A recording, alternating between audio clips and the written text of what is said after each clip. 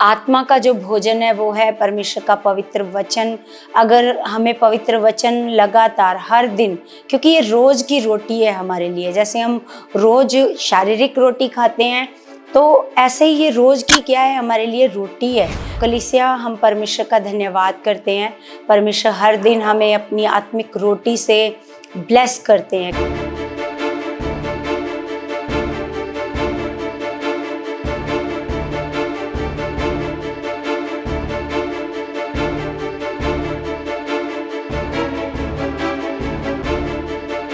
Praise the Lord everyone, God bless you all.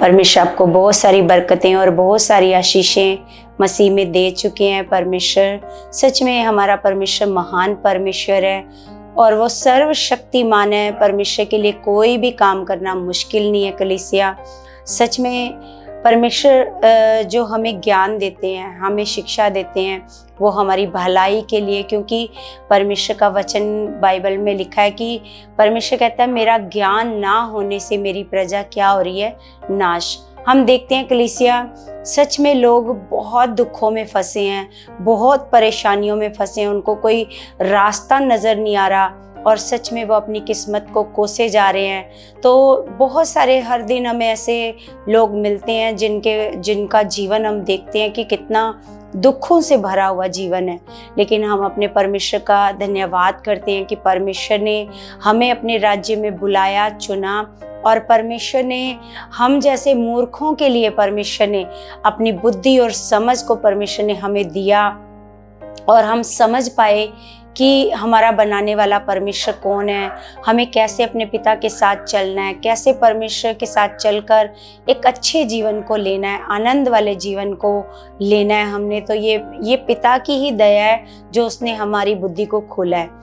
तो कलीसिया, हम परमेश्वर का धन्यवाद करते हैं। परमेश्वर हर दिन हमें अपनी आत्मिक रोटी से ब्लेस करते हैं, क्योंकि अगर हमें शरीर के लिए भोजन की आवश्यकता होती है, अगर भोजन ना मिले शरीर को तो शरीर क्या होना शुरू हो जाता है, वो कमज़ोर होना शुरू हो जाता है। तो इसी प्रकार आत्मा का जो भोजन है वो है परमेश्वर का पवित्र वचन। अगर हमें पवित्र वचन लगातार हर दिन, क्योंकि ये रोज की रोटी है हमारे लिए, जैसे हम रोज शारीरिक रोटी खाते हैं तो ऐसे ही ये रोज की क्या है, हमारे लिए रोटी है। परमेश्वर का वचन पाकर हम आत्मा में क्या बनते जाते हैं, बलवंत बनते जाते हैं। तो हम अपने परमेश्वर का धन्यवाद करते हैं कि परमेश्वर हर दिन हमें क्या करते हैं, अपनी आत्मिक रोटी से क्या करते हैं, ब्लेस करते हैं। तो कलीसिया, हम एक वचन पढ़ते हैं मत्ती की किताब में, मत्ती की किताब 19 का हम पढ़ते हैं 16। तो 16 में लिखा है कि एक मनुष्य यीशु के पास आया और उससे कहा, हे गुरु, मैं कौन सा भला काम करूं कि अनंत जीवन पाऊं, है ना। तो वो मतलब क्या सोच रहा है कि कौन सा मैं और अच्छा काम करूं कि मैं क्या पालूं, अनंत जीवन पालूं, है ना। तो आगे लिखा है, उसने उससे कहा, तू मुझसे भलाई के विषय में क्यों पूछता है, भला तो एक ही है, पर यदि तू जीवन में प्रवेश करना चाहता है तो आज्ञाओं को माना कर, है ना। जीवन में मतलब जैसे सदा का जीवन। तो प्रभु ने कहा कि भला क्या है, भला तो एक ही है, अपने परमेश्वर के साथ चलना, अपने परमेश्वर को जानना, अपने परमेश्वर की इच्छा में चलना, तो यही क्या है, भला है ना। तो लिखा है, यदि तो जीवन में प्रवेश करना चाहता है तो आज्ञाओं को माना कर, है ना। तो सच में कलीसिया, हम परमेश्वर के वचनों से भी देखते हैं कि परमेश्वर की आज्ञाओं में जो वफादारी से चलते हैं, जो वफादारी से परमेश्वर का आदर करते हैं, परमेश्वर की आज्ञाओं को मानते हैं, तो परमेश्वर क्या करता है, उनको जीवन में प्रवेश करवाता है।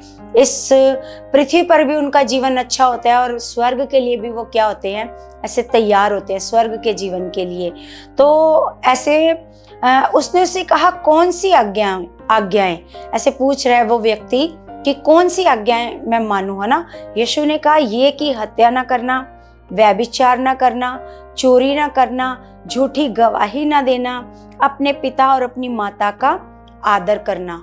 ये प्रभु यीशु मसीह ने कौन सी आज्ञाएं सुनाई, जो व्यवस्था में आज्ञाएं हैं, जो मूसा को परमेश्वर ने पत्थर की पटिया पर लिख करके दी। तो लिखा है उस जवान ने उससे कहा, इन सबको तो मैंने माना है, अब मुझ में किस बात की घटी है। वो कहता है कि मैं ये सारी बातों को क्या करता हूँ, मैं मानता हूँ, और अब बता कि अब मुझ में क्या है, क्या घटी है।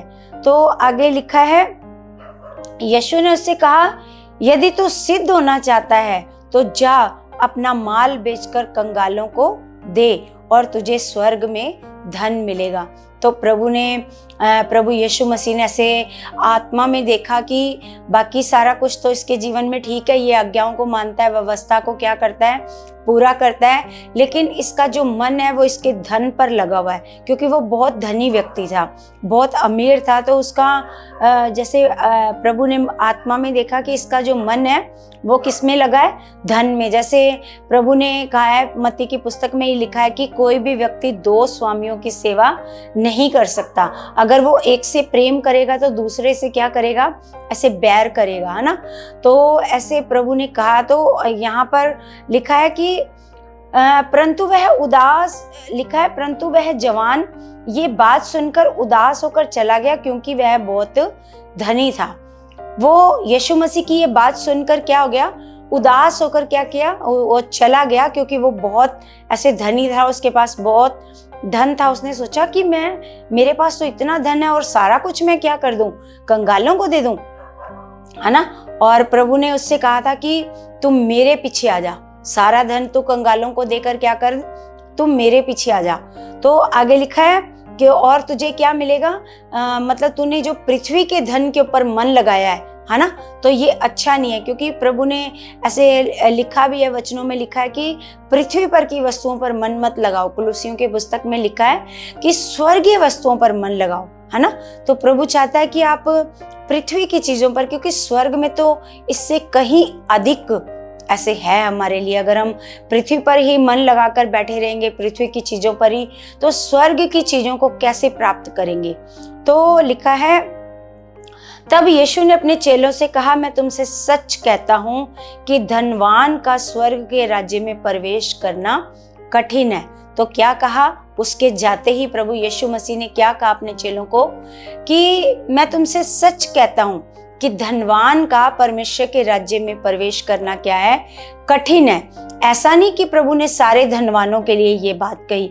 वो धनवान जिनके पास बहुत धन होने के बाद उनका मन कहाँ लगा हुआ है, केवल धन के ऊपर लगा हुआ है, और परमेश्वर में उनका कोई मन नहीं है, परमेश्वर से कोई प्रेम नहीं है, परमेश्वर के लिए उन पैसों को वो खर्चना नहीं चाहते, परमेश्वर के भले कामों में अपने बीज को बोना नहीं चाहते। तो उन धनवानों के लिए ऐसे परमेश्वर ने ये बात करी है। ऐसा नहीं कि प्रभु यीशु मसीह की धनी लोगों से या कोई ज़्यादा नफरत करते हैं, ऐसा नहीं है। लेकिन जिन्होंने अपना मन कहाँ लगा के रखा हुआ है, अपने धन के ऊपर। तो आगे लिखा है, तुमसे फिर कहता हूँ कि परमेश्वर के राज्य में धनवान के प्रवेश करने से ऊंट का सुई के नाके में से निकल जाना सहज है। अब आप सोच के देखो कलीसिया, क्या एक सुई के नके में से ऊंट का निकलना आसान है?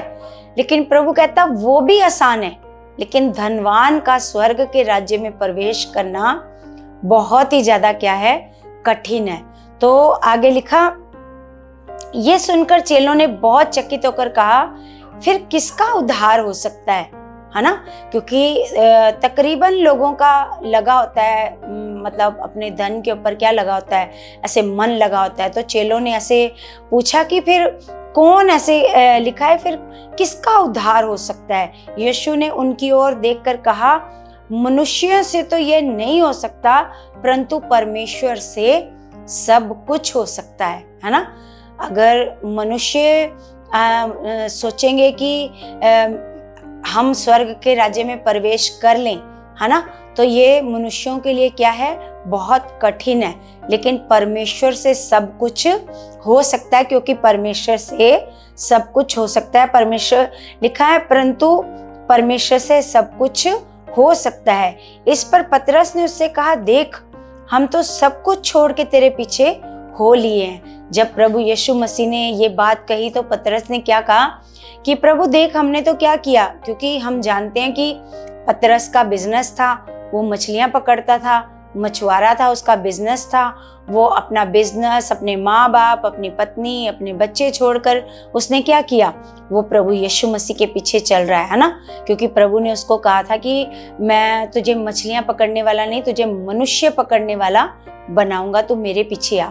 तो वो तब से प्रभु यीशु मसीह ने जब उसके जीवन में ऐसे चमत्कार किया था, जब वो पूरी रात मेहनत करता रहा तो कोई मछली नहीं आई उसके जाल में, तो जब प्रभु ने कहा यहाँ दाएं ऐसे जाल को डालो, है ना, जब उसने प्रभु के कहने पर जाल डाला तो इतनी मछलियाँ आई कि जाल ऐसे फटने लगे। उसने अपने बाकी के साथियों को भी बुलाया ऐसे मदद के लिए, सहायता के लिए।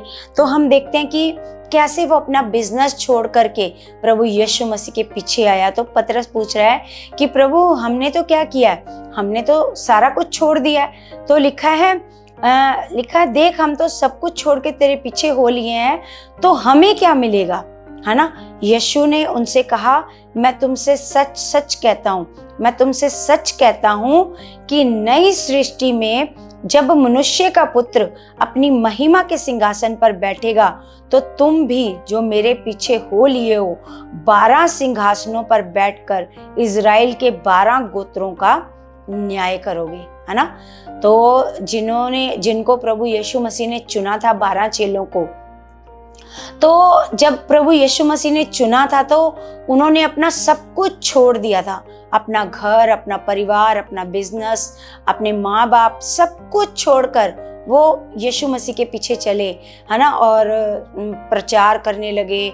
हम आगे जाकर देखते हैं जब प्रभु यीशु मसीह ने उनको प्रचार करने के लिए भेजा, है ना, कि जाओ गांव-गांव जाओ, नगर नगर जाओ, जा करके दुष्ट आत्माओं को निकालो, है ना, घोड़ियों को शुद्ध करो, बीमारों को चंगा करो। तो वो चेले जा करके क्या करने लगे थे, ऐसे प्रचार करने लगे। तो प्रभु ने कहा कि जब नई सृष्टि हम जानते हैं जब ये सृष्टि खत्म होएगी, तो जब नई सृष्टि आएगी, तो प्रभु ने कहा जब नई सृष्टि में लिखा जब मनुष्य का पुत्र अपनी महिमा के सिंहासन पर बैठेगा, है ना, तो तुम भी क्या करोगे, तुम भी 12 सिंहासनों पर ऐसे विराजमान होगे और इज़राइल के 12 गोत्रों का क्या करोगे, तुम न्याय करोगे, है ना। तो आगे लिखा और जिस किसी ने घरों या भाइयों या बहनों या माता या पिता या माता या बाल बच्चों या खेतों को मेरे नाम के लिए छोड़ दिया है, उसको 100 गुना मिलेगा, है ना। तो जिसने भी ऐसे प्रभु ने कहा खेतों को छोड़ा, माँ बाप को छोड़ा, बच्चों को छोड़ा, है ना, अपने बिजनेस को छोड़ा, तो उसको क्या मिलेगा, उसको 100 गुना मिलेगा। जैसे प्रभु यीशु मसीह के परमेश्वर के वचन में लिखा है कि जो कोई प्रभु के परमेश्वर के लिए कुछ ऐसे खोएगा वो क्या करेगा, ऐसे पाएगा। और जो वो जो खोना नहीं चाहता वो कुछ भी पाएगा नहीं। तो सच में जो प्रभु यीशु मसीह ने कहा कि तुम क्या पाओगे, 100 गुना, है ना।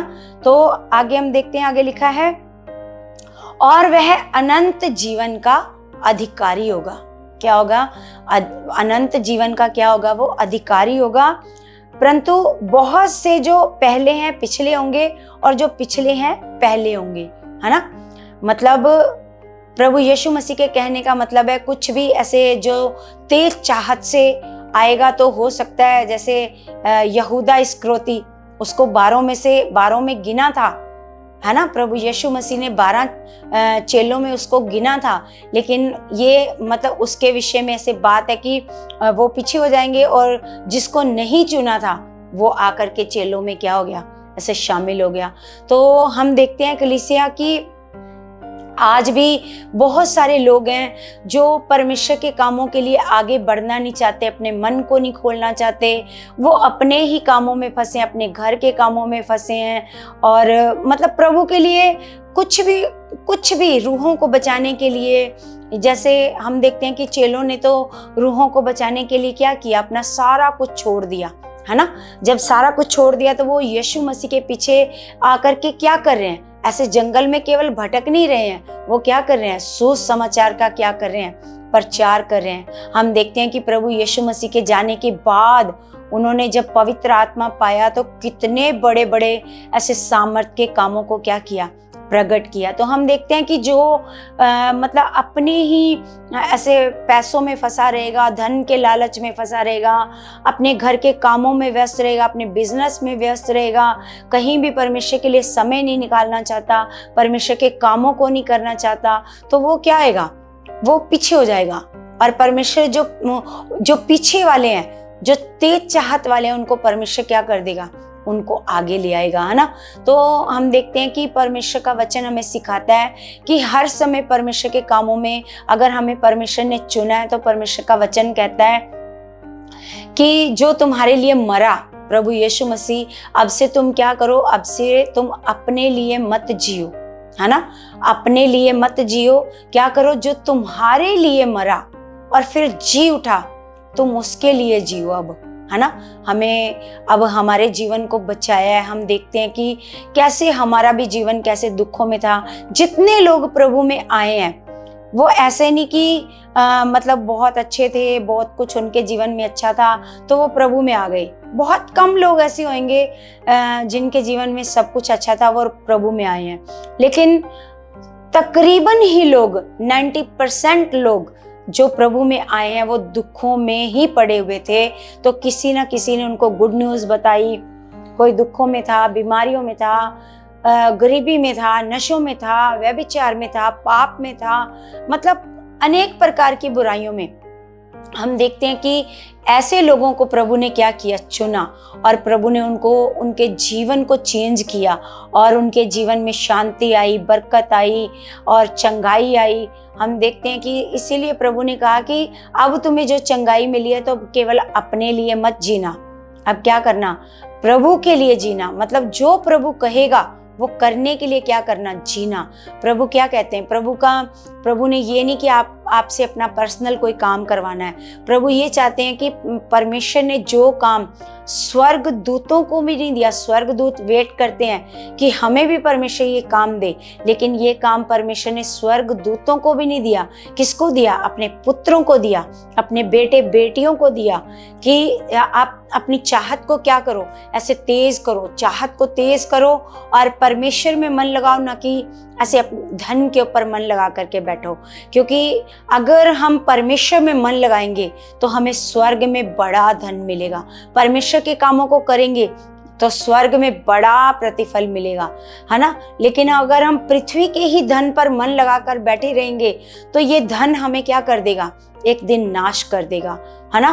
तो सच में कलीसिया जो हमें परमेश्वर ने चुना है, तो परमेश्वर ने हमें इसी कारण चुना है कि अब हम केवल अपने ही जीवन में व्यस्त ना हो जाएं। जैसे कुरिन्थियों की किताब में पौलुस कहता है, जो केवल इसी जीवन के लिए परमेश्वर से आशा रखते हैं वो इस पृथ्वी पर सबसे ज्यादा क्या है, अभागे हैं, है ना।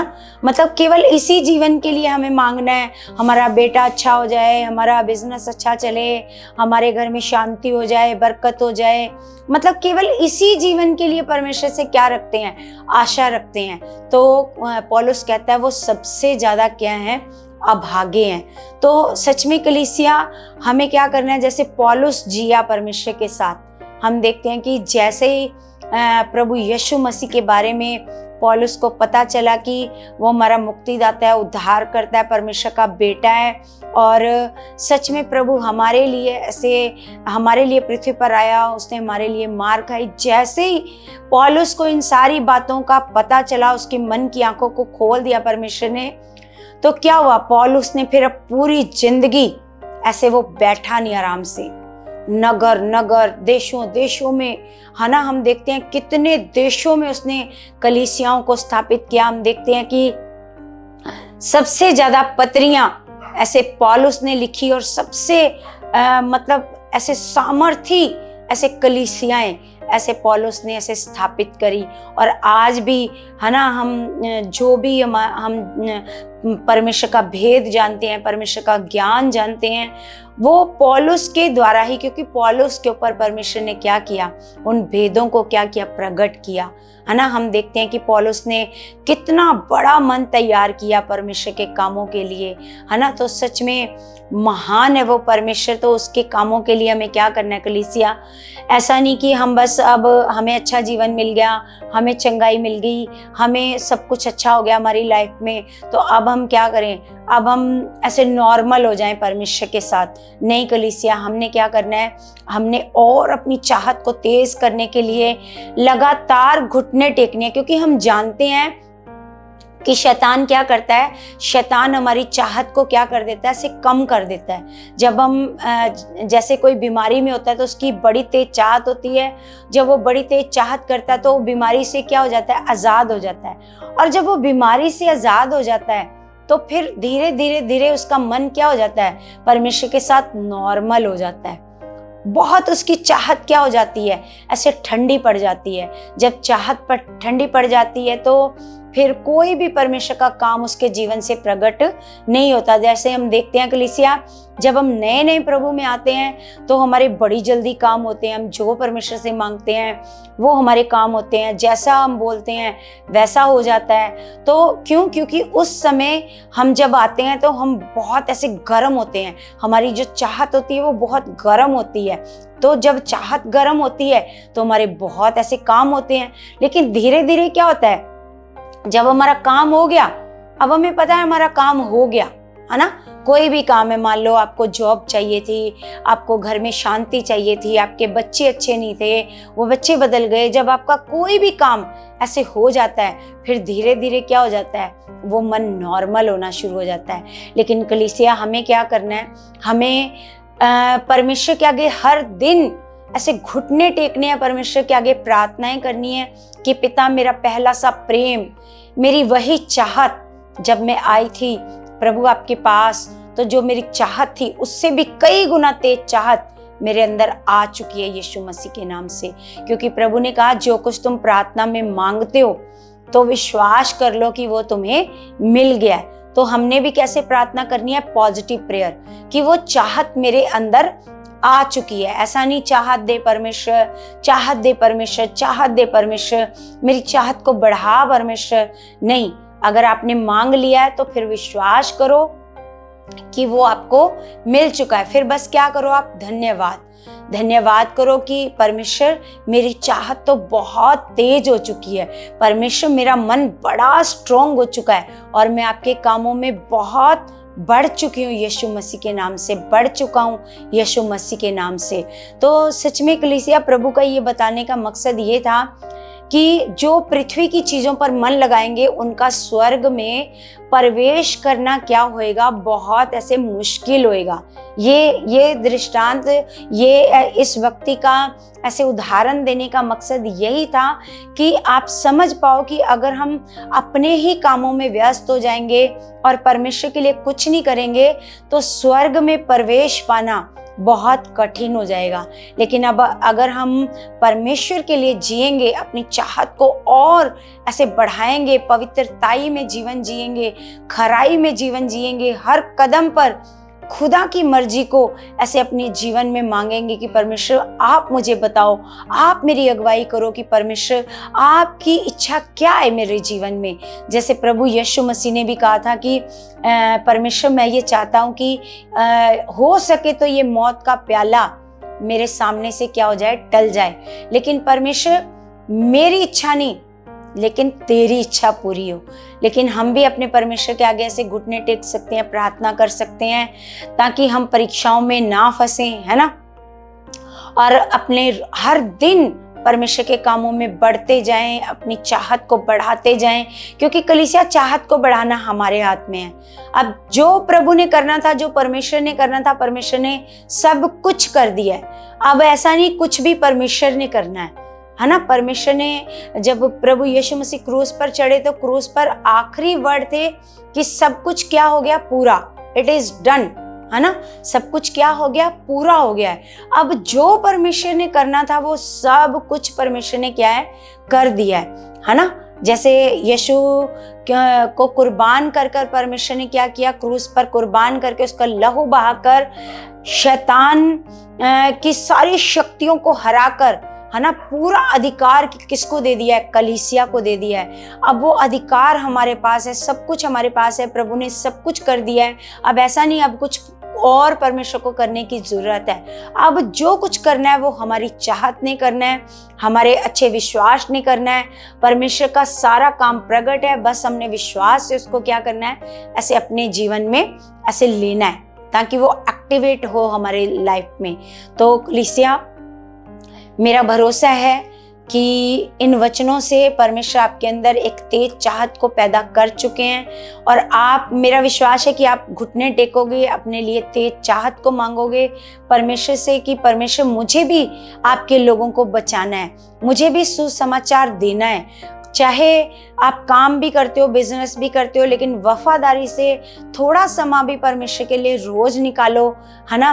और जो छुट्टी का दिन है उसमें बस सोते मत रहो, तो उसमें क्या करो, आज छुट्टी का दिन है तो अच्छा दिन है, इसमें मैं क्या करूँगा, आज मैं अपने पिता के लिए कुछ करूँगा, सेवा करूँगा, सेवा करूँगी, है ना। ऐसा नहीं कि आज छुट्टी है तो पूरा दिन सोकर ही बिता दें, है ना। तो ये सही नहीं है कलीसिया, ये परमेश्वर के लिए एक अच्छा और भला मन नहीं है। तो आप मांगो परमेश्वर से, परमेश्वर के साथ जीने वाला मन, कि परमेश्वर आप मुझे वो मन दे चुके हो, मेरे अंदर वो मन आ चुका है और सच में परमेश्वर मैं बहुत सारी रूहों को बचाने वाला बन चुका हूँ। मेरे द्वारा आप बड़े बड़े कामों को प्रकट कर चुके हो, है ना। तो जैसे प्रभु ने कहा है कि जो मुझ पर विश्वास करेगा मेरे जैसे काम करेगा, वरन मुझसे भी क्या करेगा, बड़े बड़े कामों को करेगा। तो कलीसिया, सच में मेरा भरोसा है, मेरा विश्वास है, आज का वचन आपके जीवन में 100 गुना फलों को ला चुका है कलीसिया।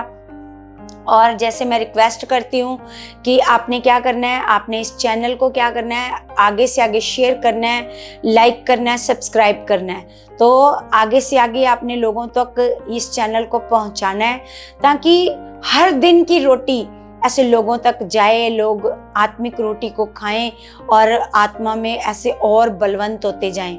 तो मेरा विश्वास है कलीसिया, आप ऐसा कर चुके हो यीशु मसीह के नाम से। और अब हम अपने हाथों को उठाते हैं अपने स्वर्गीय पिता की ओर। स्वर्गीय पिता, मैं धन्यवाद देती हूँ मेरे खुदावन, मेरे परमेश्वर, आप महान और सामर्थी पिता हो मेरे खुदावन। मैं आपका धन्यवाद करती हूँ मेरे परमेश्वर जी, मेरे महान खुदा। मैं विश्वास करती हूँ मेरे पिता परमेश्वर जी, आज का वचन सुनकर परमेश्वर आपके बच्चों के अंदर बड़ी तेज चाहत आ चुकी है पिता, सुसमाचार को सुनाने की, प्रचार करने की, आपके लोगों में परमेश्वर जी बड़े बड़े चमत्कारों को करने की इनके अंदर क्या आ चुकी है, चाहत आ चुकी है मेरे खुदावन। मेरा भरोसा है परमेश्वर जी, आप परमेश्वर इनके द्वारा बड़े बड़े कामों को करवा चुके हैं, आप इनको बड़ा इस्तेमाल कर चुके हैं मेरे खुदावन। और परमेश्वर इस पृथ्वी पर परमेश्वर आपका राज्य बढ़ चुका है मेरे खुदावन। परमेश्वर हर एक जन परमेश्वर आपको जान चुका है परमेश्वर, हर एक जन आपके आगे घुटने टेक चुका है मेरे खुदावन। मेरा परमेश्वर भरोसा है कि आपने मेरी सारी प्रार्थनाओं का उत्तर यीशु मसीह के नाम से दे दिया है। आमीन, आमीन। सबको जय मसीह की।